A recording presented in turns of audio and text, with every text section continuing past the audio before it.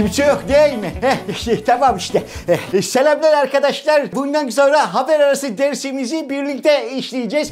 Şöyle öğretmenler, hani çok şey bilen insanlar falan filan böyle hareketler, bir şeyler yapıyorlar diye ben de öyle yapayım da hani dersimizi, haber arası dersimizi öyle işleyelim. Evet arkadaşlar, selamlar arkadaşlar. Evet, şimdi ama gel bir şey eksikti. Bir şey eksikti diyorum. Neydi o ya? Ya çubuk yok ya.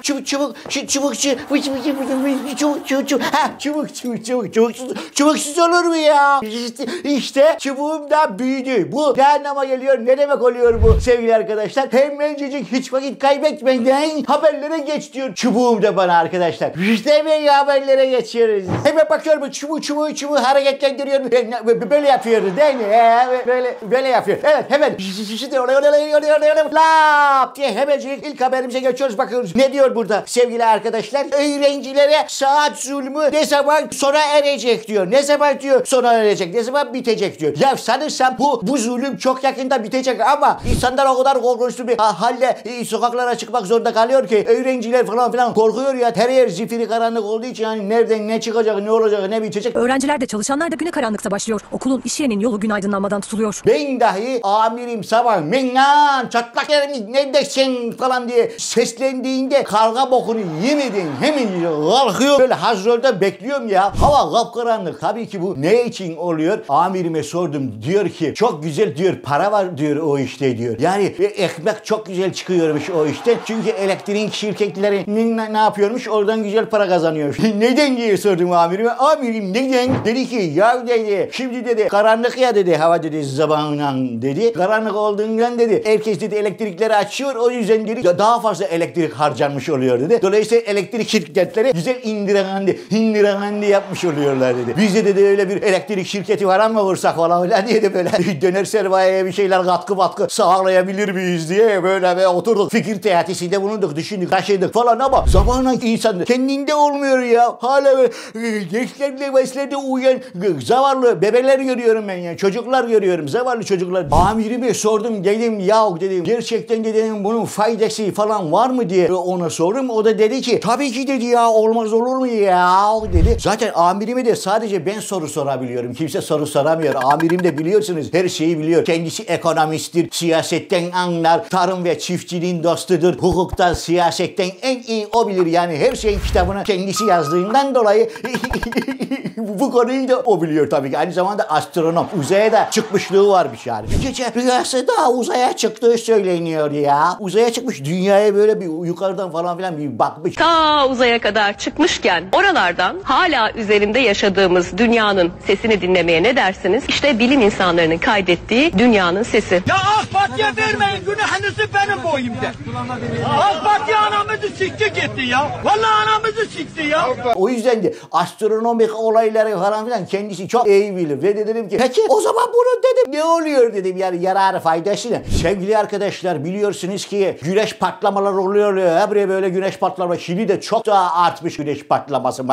Güneşte şiddetli bir patlama oldu. Son yılların en güçlü jeomanyetik fırtınası yaşandı. Jeomanyetik fırtınaları takip eden bilim insanları son 6 yılın en güçlü fırtınası dünyanın 20 katı büyüklüğünde bir lekeden geldi. Tabii ki güneş patlayınca da ne oluyor öyle boşu boşuna patlamıyor güneş yani. Böyle üf diye bir attığı zaman radyasyon falan yayılıyor her tarafa. Gerçi dünyanın etrafında koruyucu bir tabaka varmış. Oradan falan filan süzülerek geliyor ama radyasyon tam anlamıyla kırılmıyor. Dolayısıyla yani güneş doğmadan evvel ayakta olmamız lazımmış ki bizim beynimize Allah muhafaza bir vurduğu zaman radyasyon, tabii ki o zaman ne oluyor? Döner sermayeye katkıda bulunamıyoruz. Amiri böyle dedi yani. İnsanlığından çıkarsın ya dedi. Seni dedi kimse kullanamaz dedi. Ben de dedi amir olarak amirliğimi sizin üstünüze deneyemem. Baskı uygulayamam. Yani hindirakandimi sağlam yapamam. Döner sermayeyi harekete geçirtemem dedi. Gıda zammında maalesef birinciyi izliyor. Evet arkadaşlar, yere gelmişken bu arada da hepinizin Ramazan'ını kutluyorum. Hepinize hayırlı Ramazanlar olsun. Hepimize hayırlı Ramazanlar olsun. Ha bu arada Ramazan deyince de aklıma geldi. Şey var ya, bir dizi vardı ya Calı Kuşu. Yalı Çapkını da orada Mert Ramazan Demir diye başrolde oynuyor. oynayan yakışıklı oyuncu arkadaş var ya. İşte onun da kaşları ne kadar çok bana benziyor değil mi? Ya eskiden herkes benim kaşlarımın kalınlığıyla dalga geçiyordu ya. Şimdi bakıyorum da maşallah ya herkesin kaşları kalın. Bırak onu. Mert Ramazan Demir erkeklerin kaşları kalın olur, kadınların ince olurdu eskiden. Şimdi kadınların da kaşları kalın ya. Ya arkadaş çok enteresan bir durum tabii. Amirime sordum. Öğrendim de meğerse aman neyse ya.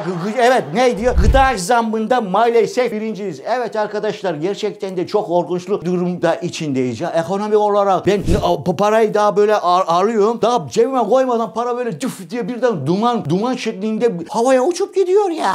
Okuldaki öğrenci, çatlak kiremit öğrenciler dahi zorunlu, mecburi değil ama zorunlu oruç tutmaya başladılar ya. Çocuklar şu kadar bebeler oruç tutmaya başladı ya. Herkes böyle bitkin. Zaten sabahın goruyla derslere girmişler. Orada uykulu artı bir de midede boş olunca tabii ki ekstra 2 çarpı ne oluyor? İyice kafasında kalmıyor yani. Güneşten radyasyonu yediyse artık çarpı 3 öyle düşünmek lazım. Bizim Kaşarlı'yla Bülbül de artık iflas etme noktasına geldi. Amirim deliriyor. Döner sermayeye diyor. Nereden para bulacağız diyor. Yani bu pahalılıkta, bu ekonomik krizde diyor. Ben de diyor bir yol bulmam lazım diyor. Ya öğrenciler simite ortak girmeye başladılar ya. Bir tane simit alacaklar. 10 kişi parayı denkleştirip ancak bir tane simit alabiliyorlar ya. Artık simit o hale geldi ki yani neredeyse kangal sucuk gibi oldu arkadaşlar. Simit o derece değerli hale gelmeye başladı ya. Fakat yine amirim döner sermayeye katkıda bulunmak için ne yapıyor? Tabii ki onda çareler tükenmez. Amirlerde, büyüklerimizde çareler tükenmez. Hemen böyle bir kaktırtıcı bir şey bulurlar. Ne yaptı? Hemen ekmek parçası arasına mandalina. Şimdi göstereceğim. Vitaminli oluyor tabii ki. Mandalinayı falan filan böyle serpiştiriyor. Resmini de size göstereceğim. Geçen gün resmini falan çektirdim. Onu 25 liraya falan satıyor. Tabii ki öğrenciler de acından ne yapacağını şaşırdığı için 25 lirayı cak diye hemen